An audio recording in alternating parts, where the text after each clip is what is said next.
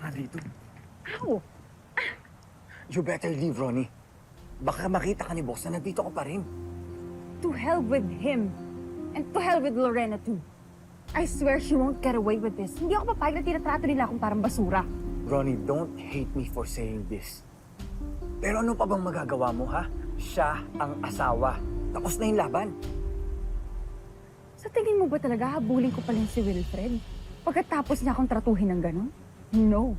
Ang gusto ko lang ngayon, masira silang dalawa ni Lorena. Ano yun? Sila lang yung masaya, tapos ako hindi. Hindi ako papayag. Dapat sama-sama kaming miserable. And I'll dig up Lorena's dirty, ugly secrets. Just wait. Paano kung wala kang mahanap? Imposible. Lahat ng tao may dumi. And whatever that is, nararamdaman ko, yun lang yung kailangan ko para masira si Lorena at si Wilfred.